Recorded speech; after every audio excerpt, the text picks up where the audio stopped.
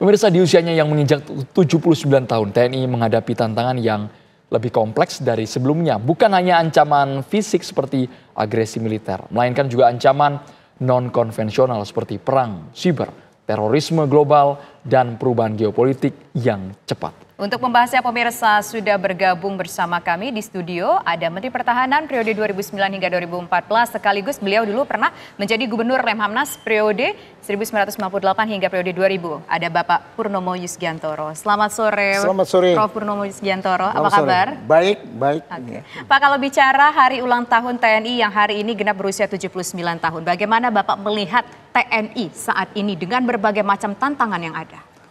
Saya kira TNI sekarang terus berkembang dengan baik ya. Apalagi sekarang tentu ini terkait dengan budget yang diterima tiap tahunnya. Karena kita adalah public sector. Jadi kita tergantung dari public financing. Kita berharap memang dari tahap ke tahap pembangunan kekuatan TNI itu akan terus bisa dilakukan. Sampai nanti mencapai kekuatan ideal. Sekarang belum kekuatan ideal, ya. Cita-citanya nanti kita akan mencapai kekuatan ideal. Sekarang belum mencapai kekuatan ideal meskipun kami dengar juga secara anggaran akan ditambah ya Pak ya. Tahun depan bisa 160-an triliun. Apakah itu nanti akan mencapai target agar 3 matra TNI ini makin kokoh Pak? Ya. Jadi pembangunan kekuatan pertahanan TNI ini setelah krisis. Jadi krisis itu berakhir tahun 2009. Ya. Kemudian anggaran kita mulai meningkat dan kemudian kita sudah mulai merencanakan Renstra 1, rencana strategis pembangunan kekuatan pertahanan pertama, yaitu 2009-2014, kemudian 2015-2019,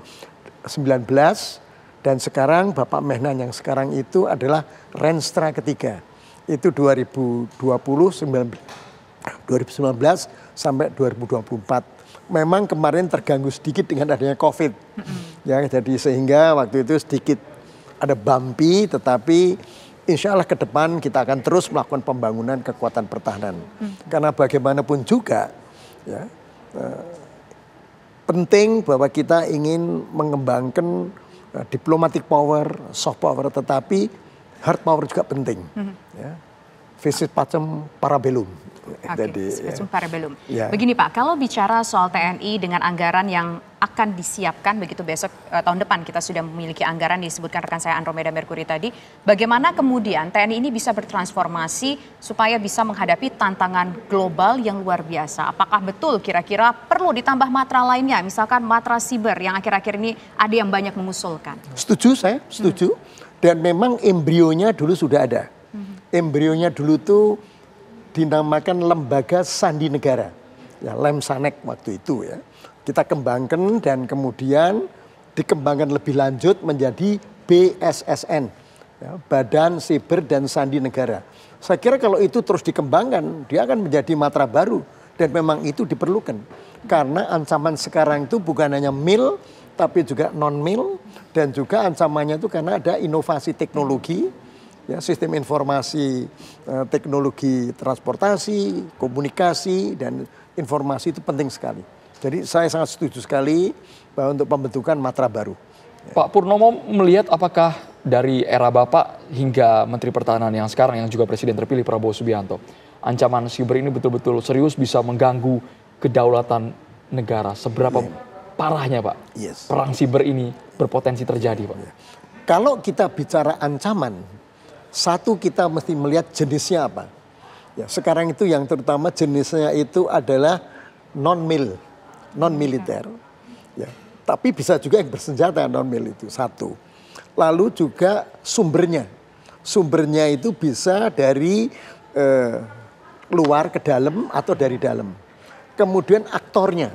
Aktornya kebanyakan bukan negara, non-state. Non-state actor. Kemudian dampaknya tuh bisa dampak sosial, ekonomi, politik, dan pertahanan keamanan luas sekali. Begitu. Kemudian juga sifatnya itu bisa ke nasional. Begitu. Jadi kalau melihat ini semua, maka kita harus mempersiapkan diri kita. Ya, hard power penting.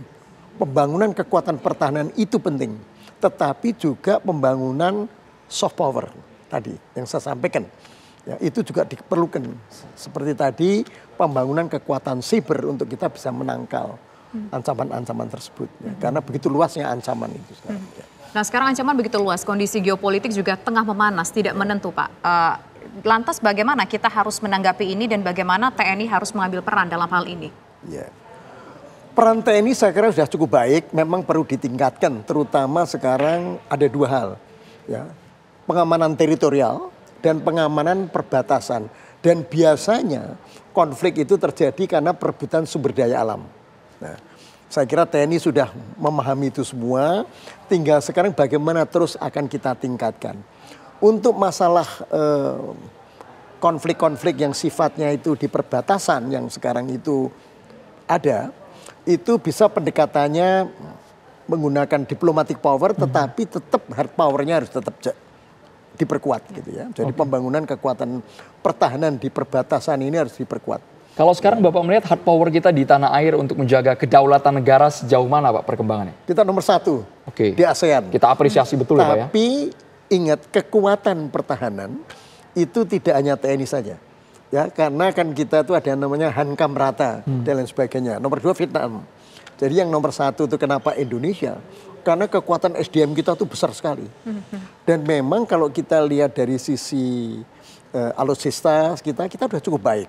Ya, sejak kita menyelesaikan krisis kita dulu, alutsista kita banyak berdatangan. Ya. Belanja modal kita juga meningkat untuk bisa memperkuat ini.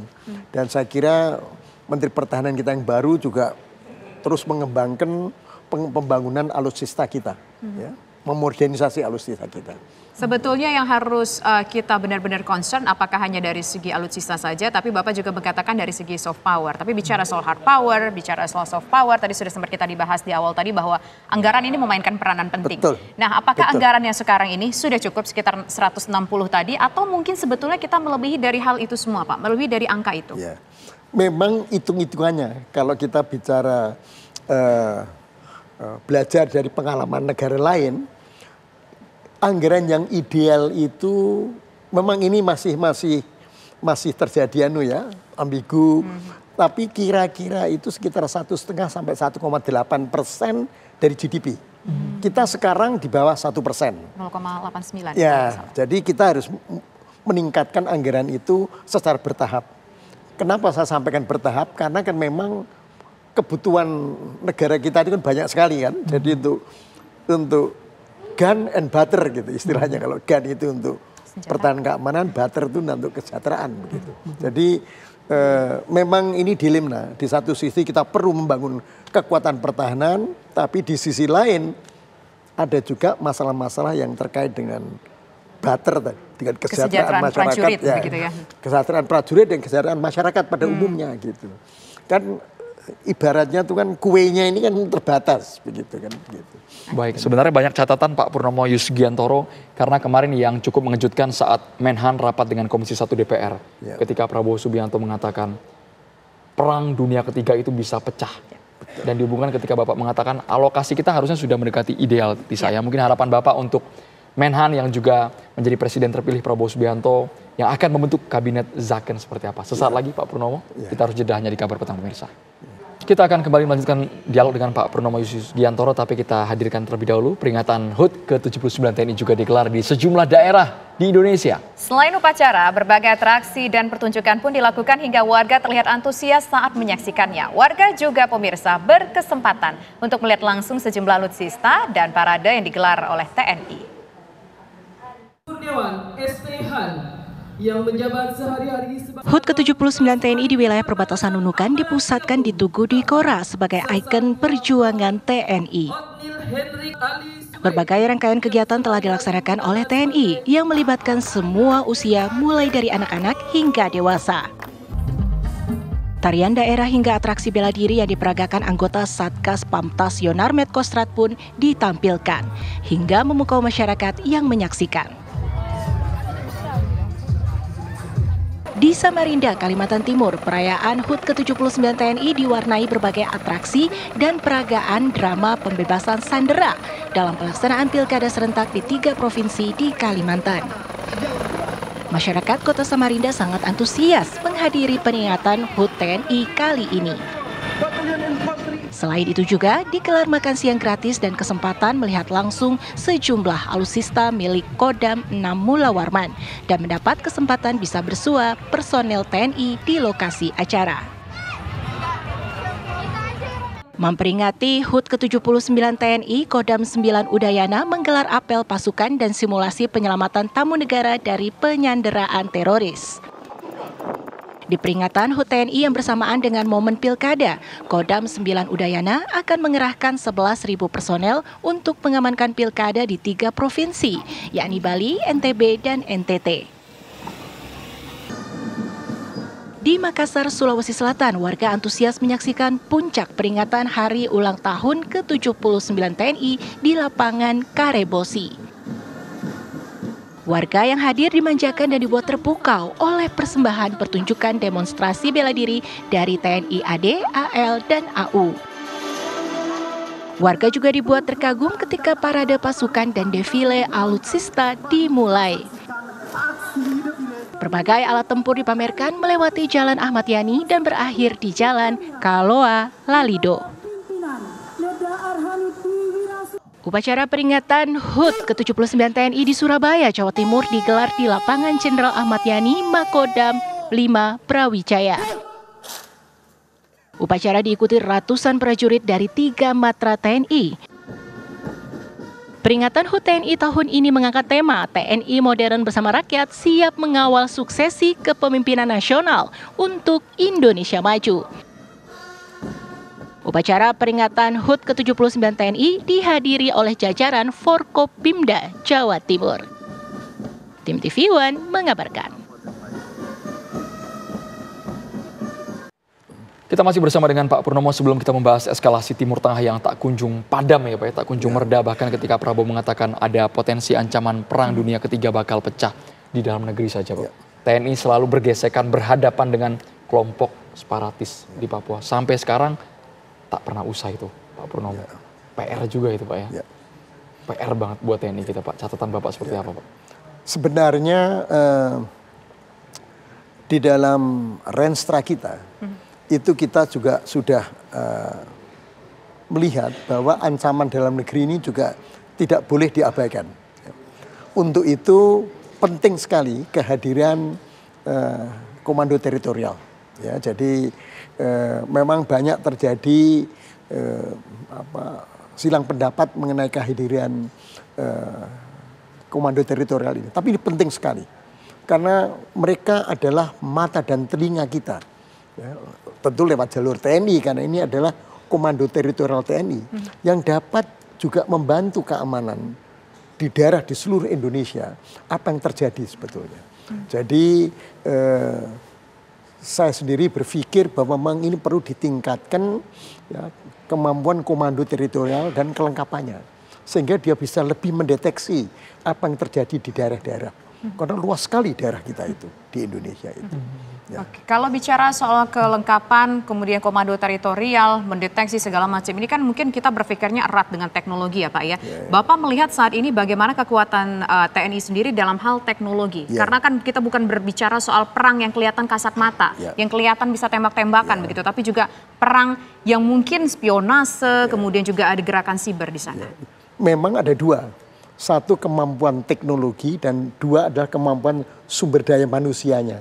Ya, jadi dua-duanya ini harus berperan untuk dapat dia memberikan early warning system terhadap ancaman yang terjadi di dalam negeri begitu. Nah, untuk yang teknologi ini memang kita sedang mengembangkan karena kan budget kita tidak hanya untuk teknologi, budget Kementerian Pertahanan tidak hanya untuk teknologi saja. Kita untuk belanja modal, untuk teknologi, juga untuk belanja barang, untuk maintenance, juga untuk SDM. SDM kita besar sekali. Kekuatan SDM kita itu terbesar di ASEAN. Dan itu memerlukan ya, pembiayaan juga. Begitu. Jadi memang ini ujung-ujungnya memang ini kemudian adalah pembiayaan bagaimana untuk mengembangkan ini. Tapi tetap kita lakukan itu. Ya. Saya kira untuk pembiayaan teknologinya juga itu berjalan dengan baik saya kira. Pak Purnomo, kita tahu bahwa presiden terpilih yang juga saat ini masih menjadi Menteri Pertahanan memiliki latar belakang militer. Kalau menurut Bapak Prabowo Subianto ke depan, kita tinggal menunggu hitungan hari Pak ya, dilantik menjadi presiden terpilih. Apa yang harus betul-betul dipersiapkan agar di momentum HUT TNI ini makin kokoh Pak TNI kita Pak? Ya, jadi tentu beliau akan menjadi pimpinan nasional. Tentu dalam perjalanannya nanti kan lingkupnya mesti lebih luas lagi, tidak hanya khusus untuk pertahanan. Beliau sekarang adalah Menteri Pertahanan dan saya kira selama ini beliau cukup baik di dalam memimpin sektor pertahanan. Ya. Saya sendiri senang sekali melihat perkembangan Kementerian Pertahanan yang sekarang ini dan sektor pertahanannya, ya, karena cukup baik. Dan nanti tentu harus lebih luas lagi. Bagaimana kemudian fokus untuk meningkatkan pendapatan negara, bagaimana kemudian kita fokus untuk melakukan pembiayaan ya, terhadap tadi yang saya katakan ada gun and butter. Ya. Kalau gun itu nanti terkait dengan pertahanan keamanan, kalau butter itu terkait dengan kesejahteraan masyarakat. Ya karena bagaimanapun juga sektor publik itu juga sektornya banyak sekali loh di Indonesia ini. Ada 30 lebih kan sektor itu yang harus juga diperhatikan. Jadi ya ujung-ujungnya duit. Jangan sampai jadi batu sandungan juga ya saya. Betul, karena anggaran ini memang ujung-ujungnya adalah hal yang sangat dibutuhkan. Mau berkembang tentu kita membutuhkan anggaran. Persis, betul. Ya, selain itu Pak, selain masalah soal anggaran yang memang mungkin sekarang berusaha untuk dicukupi karena kuenya juga harus bagi-bagi begitu Pak ya untuk beberapa pos. Ini juga cukup menarik adalah soal revisi Undang-Undang TNI Polri yang menuai sorotan publik. Di sini saya mencatat ada soal kesempatan luas melakukan kerja intelijen, kemudian penyadapan di situ, pembatasan internet, ada juga soal rencana usia dari TNI dan Polri yang diperpanjang, kemudian juga ada soal bahwa wacana TNI diperbolehkan memiliki bisnis. Bagaimana Bapak menilai soal kontroversi ini? Jadi revisi Undang-Undang TNI dan Polri pada waktu balik yang terakhir, di badan legislatif terakhir itu memang berhenti. Kemudian nanti akan diserahkan kepada DPR yang akan datang. Ya, jadi sekarang ini tidak dibahas lagi, nanti dilihat. Nah kalau kita berbicara mengenai kemarin yang diajukan itu ada dua hal sebetulnya. Hak TNI ya, untuk dapat ditempatkan di sektor-sektor sipil. Kedua adalah mengenai usia perpanjangan TNI. Ya. Itu pun kemudian karena RU ini tidak dibahas, ya kita pengen nantinya supaya itu nanti kita lihat kepada DPR yang akan datang. Hanya saja memang kita perlu mendengarkan ya dinamika yang terjadi di masyarakat. Ya, yang bisnis TNI sebetulnya dulu waktu kita menyelesaikan Undang-Undang Nomor 3 Tahun 2002 mengenai Undang-Undang Pertahanan Negara yang kemudian dijabarkan lagi menjadi Undang-Undang TNI. Undang-Undang Nomor 34 Tahun 2004 itu sudah clear bahwa secara institusional bisnis TNI itu ditiadakan. Jadi ada 4 waktu itu. 1 itu penghapusan fraksi ABRI, fraksi TNI. Kemudian 2 itu masalah pemisahan Polri dan TNI. Terus ketiga masalah penarian dari sektor-sektor sipil waktu itu difungsi. Keempat mengenai bisnis TNI waktu itu sudah selesai. Dan statusnya masih sekarang seperti itu. Belum ada undang-undang yang baru. Nah kalau ada undang baru tentu menunggu nanti waktu DPR yang akan datang. Ya. We have to see what happen nanti. Ya, dan kita pengen mendengarkan juga melihat dari perkembangan dinamika yang terjadi di masyarakat tentunya. Dengan pengalaman yang sangat mumpuni dari Pak Purnomo Yusgiantoro, menurut Bapak secara pribadi, Bapak sudah mengenal banyak sekali tokoh di Indonesia. Siapa figur yang cocok, yang betul capable untuk mengisi Menteri Pertahanan di Kabinet Zakon ala Prabowo Subianto? Sesaat lagi Pak Purnomo, kita harus jeda hanya di Kabar Petang Pemirsa. Sebelum Pak Purnomo Yusgiantoro menyebutkan nama tokoh figur yang betul-betul kompeten menduduki Menteri Pertahanan ke depan menggantikan Prabowo Subianto, tanggapan terlebih dahulu Pak mengenai pernyataan Presiden Joko Widodo mengenai eskalasi Timur Tengah dan juga Perang Dunia Ketiga yang kemarin disebutkan Prabowo bakal meruncing itu Pak. Ya, memang sejak dulu memang geopolitik Timur Tengah ini seperti itu ya. Ada on and off ya. Kalau kita lihat perkembangan geopolitik sejak sebelum 1945, kemudian bergeser menjadi geoekonomi sampai tahun 1990, kemudian sekarang kita masuk ke geopolitik lingkungan namanya. Jadi ada suatu pergeseran. Itu memang tetap saja geopolitik konflik Timur Tengah ini memang itu perlu kita waspadai. Terutama ya ada yang masalah minyak dan gas dan lain sebagainya. Nah, tentu bagaimana Indonesia? Ya tentu kita harus siap. Ya, seperti yang disampaikan oleh Bapak Menteri Pertahanan Prabowo Subianto dari waktu ke waktu, vis pacem para boy. Jadi kita pengen soft power, kita pengen diplomatic power, tapi kita harus siap perang. Kita harus siap perang. Jadi apapun pembangunan kekuatan pertahanan itu harus terus kita lakukan, tetapi pendekatan diplomatic power seperti yang disampaikan Pak Presiden Jokowi itu saya kira sesuatu yang cukup baik. Ya.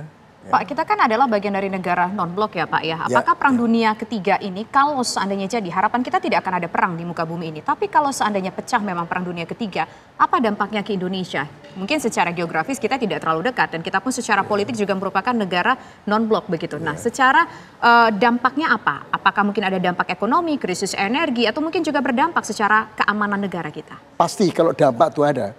Kan kita melihatnya itu kan dari sisi politik, ekonomi, sosial, budaya, pertahanan, keamanan. Pasti itu ada dampaknya. Hanya saja ya kalau kita lihat ya beberapa fenomena-fenomena yang terjadi yang kita khawatir itu akan memungkinkan terjadinya perang dunia ketiga, ternyata tidak juga terjadi gitu. Ya contohnya Ukraina dan Rusia, kemudian waktu Cheonan, waktu itu terjadi konflik antara Korea Utara, Korea Selatan, segala. Karena apa? Karena sekarang itu di samping bilateral juga multilateral itu bermain. Ya. Contohnya kalau Korea Utara, Korea Selatan, contohnya saja. Di belakang Korea Selatan ada Jepang dan Amerika. Di belakang Korea Utara ada Cina dan Rusia. Yang kalau terjadi apa-apa mereka juga duduk bersama-sama berbicara. Jadi kemungkinan selalu ada. Ya. It's always possible to happen. Gitu. Cuman sekarang kalau kita lihat perkembangan dari waktu ke waktu dinamikanya itu tentu kita harus ya bersiap sih boleh ya. Tetapi memang bagi diri kita tuh yang penting pembangunan kekuatan pertahanan terus harus dilakukan. Karena kalau kita ingin damai ya kita harus siap perang gitu. Dan itulah saya kira hal yang harus dilakukan. Dan itulah yang disampaikan oleh Menteri Pertahanan kita, Bapak Prabowo Subianto. Itu betul sekali itu. Karena yang kami ingat kemarin Prabowo juga mengatakan jika ada negara di belahan dunia sana yang tidak bisa menahan diri. Bukan hanya perang dunia tapi ujungnya adalah nuklir Pak. Perang nuklir yang signifikan akan berpengaruh ke Indonesia Pak Purnomo. Kita termasuk negara yang menandatangani proliferasi nuklir. Jadi kita tidak menggunakan senjata nuklir dan di kawasan kita memang tidak ya. Pernah kemarin waktu Australia, UK dan US menandatangani satu aliansi ya. Dikhawatirkan juga akan dilakukan pengembangan nuklir. Ternyata yang terjadi memang nuklir bukan untuk senjata, tetapi nuklir untuk dipakai sebagai engine dari kapal selamnya Australia, Collins Class. Jadi tidak nuklir sebagai senjata, tapi nuklir sebagai engine, mesin dari kapal selamnya Australia. Jadi sejauh ini ya kita berharap itu tidak terjadi ya perang dunia ketiga. Oke, berbicara soal tantangan baik lokal maupun juga global, ini tentunya kekuatan militer, kekuatan negara juga bagaimana siapa nanti yang akan dipilih menjadi Menteri Pertahanannya. Siapa sosok yang cocok kalau menurut Bapak? Kalau saya harus menyampaikan pendapat saya, tentunya sosok Menteri Pertahanan yang baru ini mesti sosok yang bisa memahami sektor pertahanan negara satu ya, dan memang sektor ini sektor yang klasik karena ada kaitannya dengan TNI ya. Terutama dengan TNI itu kaitannya dengan masa-masa yang sifatnya itu budgeting, policy-policy yang pembinaan dan lain sebagainya kepada TNI. Jadi tentu ada beberapa dan banyak yang bisa dipilih. Kembali tentunya ya tergantung dari presidennya, bukan tergantung dari presidennya. Tentunya. Sosok siapa kira-kira yang cocok memenuhi kriteria-kriteria itu? The bad news is I'm not the president. Di-spill boleh Pak?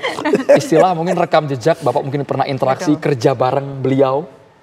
Oh, begitu ya? Mungkin ada yang terbayangkan begitu? Bagi saya yang terbayang sekarang itu saya itu menjadi pengajar di Universitas Pertahanan. Okay. So I'm happy as it is. Baik. Kemudian kita berbicara mengenai tantangan presiden ke depan, Pak. Beberapa hari lagi kita akan menyambut hari pelantikan presiden terpilih Prabowo Subianto. Dari aspek sosial, ekonomi, energi, Bapak melihatnya seperti apa?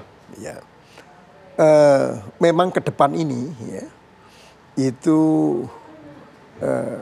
masalah yang terkait dengan energi dan pangan, itu kita berharap untuk bisa mendukung nanti, tentu yang lain juga, tetapi ini bagi kita yang penting sekarang kan bagaimana kita bisa mendapatkan dukungan pembiayaan untuk banyak hal yang harus kita lakukan begitu ya.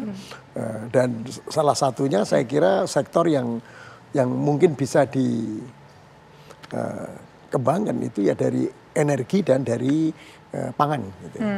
Energi dan pangan gitu ya. Artinya dari energi dan pangan artinya kita bisa mengejar penerimaan negara dari sektor energi dan pangan atau bagaimana Pak? Ya, kita tentu berharap kita bisa mengembangkan itu karena banyak sekarang yang bisa dikembangkan dari sektor pangan dan energi. Termasuk itu soal ini, Pak. saya pribadi ya. Baik, itu secara pribadi. Termasuk soal pengelolaan bahan bakar minyak dan pelumas ya Pak ya? Ya kan BBM kan hanya itu. Betul. Yang non subsidi kan Pertalite, kemudian solar, ya, biodiesel, kemudian LPG 3 kilo, kemudian kalau di listrik R1, ya, 450 volt, lalu 900 volt yang dapat subsidi harga. Itu hal-hal yang mungkin perlu dipertimbangkan apakah pilihannya itu subsidi harga atau pilihannya subsidi langsung. But I will let the cabinet nanti yang akan coba. Ini kan Pak Purnomo Sugiantoro juga pernah bergelut di sektor SDM ya Pak ya? Betul. Kita ingat beberapa waktu yang lalu ada rencana subsidi BBM tertutup. Jadi hanya orang-orang tertentu saja yang bisa menerima subsidi BBM itu. Kalau menurut Bapak ini yang paling tepatkah? Tapi bagaimana nanti cara pengawasannya idealnya Pak? Ya pakai kuota ya. Jadi itu termasuk di dalam prinsip subsidi harga. Karena tetap subsidinya diberikan dalam bentuk harga, tetapi diberikan langsung kepada mereka yang memerlukan. Misalkan kalau minyak tanah ya kepada yang memerlukan minyak tanah, LPG, kemudian solar, biodiesel 35 dan Pertalite ya. Itu dengan sistem kuota terarah. Ya. Di masa lalu itu kita melakukan apa yang disebut dengan subsidi langsung. Jadi Aftur, Afgas, fuel oil dan diesel itu sudah kita lakukan, tapi kemudian pendapatannya itu sebagian kita kembalikan dalam bentuk BLT, bantuan langsung tunai. Gitu. Bantuan langsung tunai. Kita kembalikan ke rakyat yang memang betul-betul membutuhkan. Gitu. Baik, kalau berbicara mengenai pertumbuhan ekonomi Pak Purnomo Sugiantoro, karena kan Bapak tadi juga berpesan kalau bisa memang harus ditingkatkan pendapatan negara, tapi di angka sekitar 8%, menurut Bapak apakah sangat realistis itu diwujudkan? Bahkan sebelumnya target 7% pun sepertinya sulit Pak untuk menjangkau angka tersebut. Kalau versi Bapak bagaimana Pak? Pertumbuhan ekonomi bisa dikembangkan tapi harus bertahap. Tidak bisa langsung begitu. Harus bertahap dari waktu ke waktu dan itu dilakukan secara sistematik ya. Saya kira kita ingin melihat nanti tim ekonomi dari pemerintahan yang baru seperti apa ya. Nah tentu dengan tim ekonomi ini kan juga bisa menimbulkan confidence building nanti untuk dapat mendorong pembangunan nasional begitu ya. Jadi prinsip yang saya bisa sampaikan ya itu bisa saja nanti dicapai tapi secara bertahap ya tidak bisa secara cepat gitu.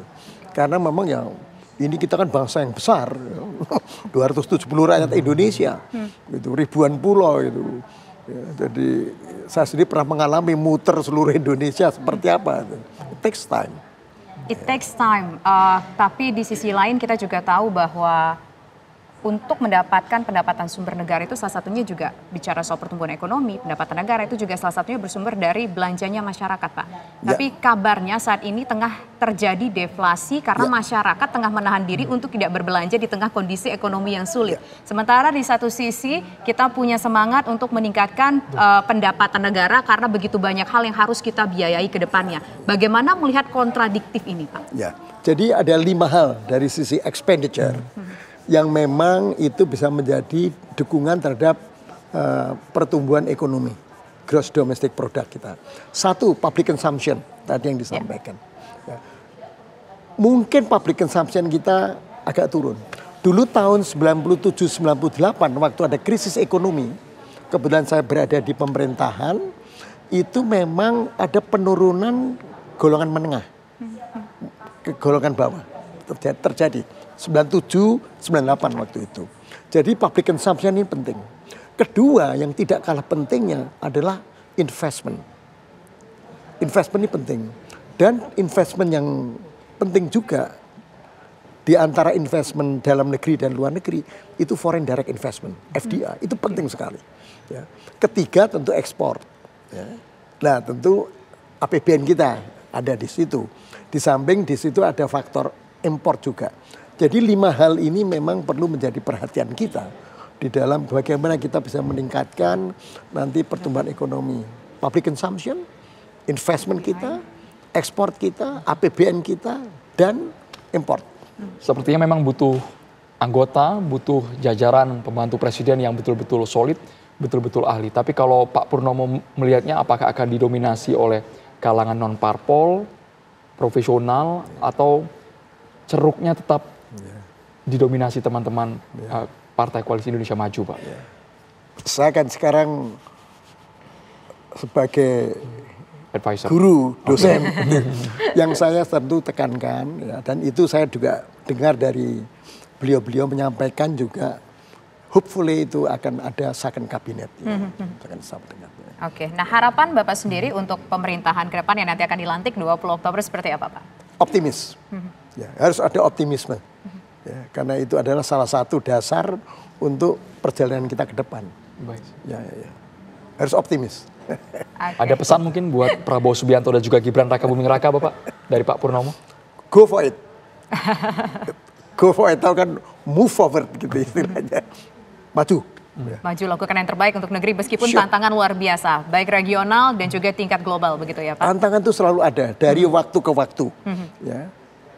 Tantangan itu ada dari waktu ke waktu dan itu harus kita hadapi. Okay. Tapi Bapak yang betul-betul mengenal karakter Prabowo secara personal, yakin solusi demi solusi akan diwujudkan, Pak? Yes, we'll do it. Oke, baik. Terima kasih Pak Purnomo Yusgiantoro sudah berbincang bersama kami di Kabar Petang. Semoga sehat selalu. Selamat sore Bapak. Sehat selalu Pak Purnomo Yusgiantoro, Pak. Ini